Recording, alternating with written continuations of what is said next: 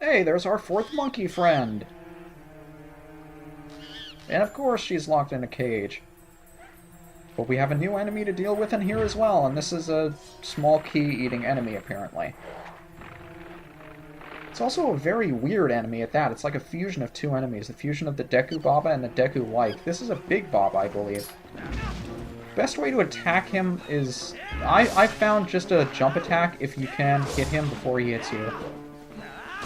Just line up the attack fine, and his head explodes, and now the Deku-like just reveals itself to be a regular Deku-like.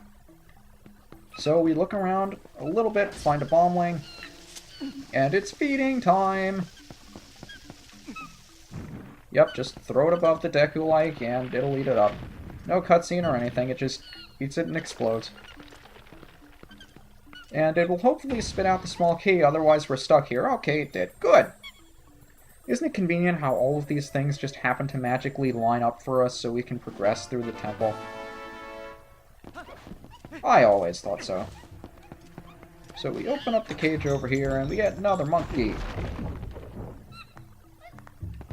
And they're all happy. What happened to the other two monkeys? Why aren't they chasing me around too? And these guys are always locked up with money. I think the more difficult the monkey is to save, the more money you'll find in their cage, but I never paid enough attention to bother confirming or not. So we exit out the room, and now that we have all the four monkeys, we can get across the gap that we couldn't before. So we'll just head out the bottom of the room where we came in. Well, not the one that we just went through, but the initial door we came through. And that'll take us back to the main area here. I want to call it the main lobby, but I'm not sure it's really a lobby. And the other two monkeys joined us, so looks like the gang's all here. So they head over to the door that we initially went through, where we saw the baboon fellow. And hopefully we'll be able to make it across the gap. So we make our way to the gap over here. And the four monkeys line themselves up so we can cross it one by one. And of course, if you miss a jump, you fall to your death. So I'm hoping that doesn't happen.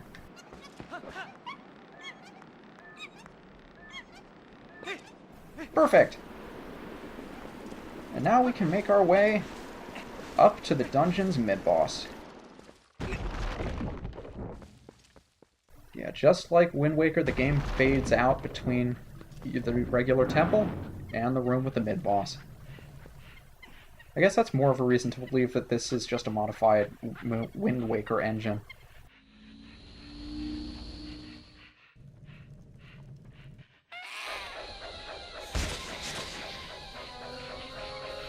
Really? Is that the best you can do? I mean, you can't even use the boomerang to directly attack us, you just have to throw down those stupid heads.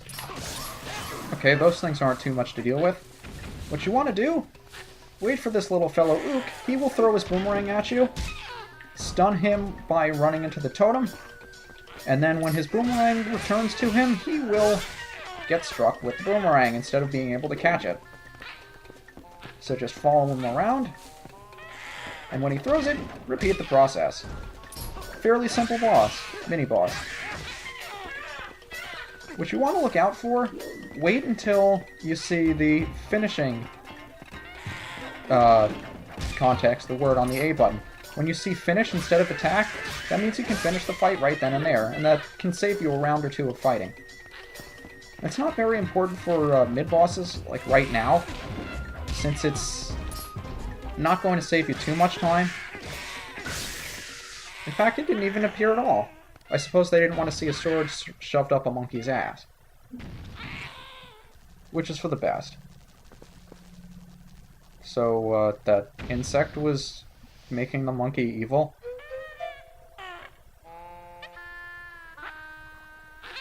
What is that a reference to? Am I thinking of the brain slugs from Futurama, where the things just attached to your head and started making you do things for the brain slugs? Oh well. Bye-bye, Ook. And he dropped one of probably the strangest weapon in the game. This isn't just a boomerang. This is a boomerang with a god inside. I don't understand it. There isn't any other weapon like this in the game, where you have some creature, some essence inside the weapon that grants it new power. I don't know if they wanted to do that for other weapons or not, but it just made this one weird. But it's the Gale Boomerang nonetheless, housing the Fairy of Winds. It sucks things up with Gale Force. So of course we can use it, we can lock onto things with it, as many targets as 5. And Minna's going to tell us that the monkeys are happy, so we can continue going through the temple to find whatever it is she's looking for. So let's equip that thing. I don't think we'll be using the lantern much anymore. But yeah, what we can do with this, you see the leaves on the ground, you can target anything. Even the ground, as long as you lock onto it with R, and mainly just use the Gale Boomerang to blow away the leaves, or, in this case, just target the switch. And if you blow it enough times, you'll open up the gate. Now, as many times as you target it before that cutscene, it'll only open up a little bit of the way. See, I targeted it 5 times, but it immediately came back to me after the first switch registered. So, yeah, you have to do this 3 times. Be careful not to run around with it, because it takes a little time for the manual targeting to register, so you'll walk around for about a half second before you actually go into the first-person mode. Or semi-first person. So, back into the regular part of the temple we go. Did we take any damage in that fight? I suppose we did. And now we can cross these gaps. If we target the switch above the platform here, we can turn in the proper direction. So we don't have to wait for the wind. So get rid of this dude. Target the string, blow down the cage, and we've rescued another monkey! We need to rescue more monkeys. Good for us. But the monkey's going to head back to where the other ones are. Or is it? Looks like it's going somewhere else. Well, I guess there's still some monkeys you haven't freed yet. At this point, you should save them all and see what you get for it. Yeah, because I'm sure monkeys will have a very nice prize for us. But alas, it's required, so we're going to have to save all the monkeys. Can we cross this gap? I'm afraid the thing is going to turn before we can cross. Yep, exactly that. Oh well, no big deal. Just make sure not to jump prematurely before that thing turns around. And this will lead us back into the room with all the bombings. So yeah, that was the area that I said we couldn't do much in, and really the only purpose for that area is so you can get back to the main room fairly easily. Or at least after saving the monkey and demonstrating for you the uses of the Gale Boomerang. Now before we head back, actually we should go back into this room. There is something in here that we need to take care of. But the uses of the Gale Boomerang are not limited to just blowing switches around. That's where we came in. This is where I want to go. What the Gale Boomerang can also do is blow out lights, blow out torches. Now this one's always going to be lit, so it didn't really demonstrate too much by blowing that one out. It just relit itself immediately. But in this room, well, there are a couple of things we can do. First, remember these guys? Yeah, not much of a threat anymore. Not that we need to kill them anyway. But in here, you might have seen the treasure chest down there. If we blow out the torches in here, I guess it won't let us blow them both out at the same time. But we don't have to blow them both out either. But we can blow down that big step and receive the second piece of heart in this dungeon. So yeah, that's something you definitely do not want to miss. Why did you dive onto the ground, and how is that enemy back? Did I not kill this fellow before? Oh, I suppose I have to hit him with the sword before he goes back into the ground. I always assume when I hit him, he just goes into the water and dies. I suppose he didn't do it that time. But you may also remember in the main room the 4 torches that we lit so we could cross the big gap and head over to the mid-boss. And all the enemies respawned in here, really. There's a treasure chest in that room as well, except I don't know if it's behind the stair or not. I think it might be. Though there's a... Yeah, I'm pretty sure that's not it. The other important treasure chest in here is actually... Can we Let's see if we can blow it down that way. Yep, there it is. So the last remaining important treasure chest is always the compass. And the compass serves as a partner to the map. It shows us where stuff is, including where we are. You really need to explain what the compass is. Yeah, neat. This little thing not only tells us where the treasure chests are, but it also tells us where other important stuff is in the dungeon, like the monkeys. You can see there's a monkey over there, there's a monkey over there, and a skull over there. I bet we have to rescue the skull also. Not a very big dungeon, either. Is there anything in... I just want to check to make sure if there's anything in that step down there.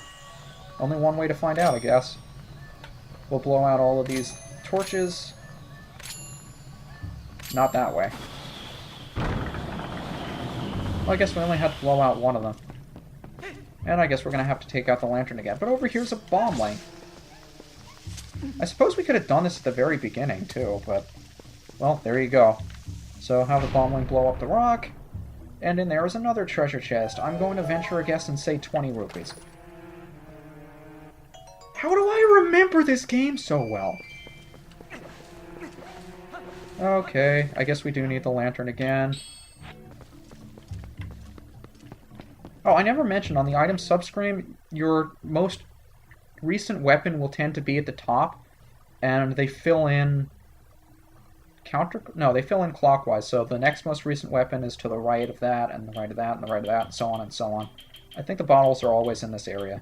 And Uko's just over there because we're not going to have her once we leave the dungeon, because she's only useful in the dungeon itself. She's like the Ferora's Wind of this game, except I don't think you have any use for her in the dungeon. Can we cross this way again? Or no, we have to go back into the other room, right. But Ferora's Wind and Ocarina of Time, it served the purpose of being able to warp you back to an area you'd already been. So if you were, say, in the water temple, and you wanted to get back to a switch to change the water level fairly quickly, you could just use Ferora's Wind and warp right back over there, if you were already in the dungeon. But Uku serves as a save point of sorts, where she'll remember the last room you warped out of, and she'll allow you to save outside the dungeon. Now, you can save inside the dungeon right now. There's nothing stopping you from saving here. But there's no reason for you to, because if you save in the dungeon, it will just drop you right back at the very beginning of the dungeon. What Uku does, in addition to warping you out, is she saves the room that you were in before. So, if you save after having used Uku, you can get right back into the room that you left off in, which is fairly helpful. I don't have the Gale Boomerang out, do I?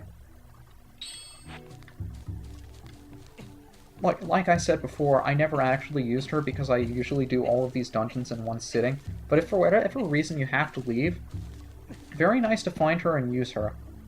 Unfortunately, in some dungeons, she doesn't appear until fairly late. Now, over here, you'll see a pattern on the ground. It looks like a Z, and 4 of those wind switches at the top. It's an indication of what order you have to hit these switches in. So we'll follow along the ground here to see which switches need to be hit next. And then that will grant us access to this treasure chest, which looks a little bit more fancy. I wonder what's in this treasure chest. If you don't know by now, you need to play more Zelda games.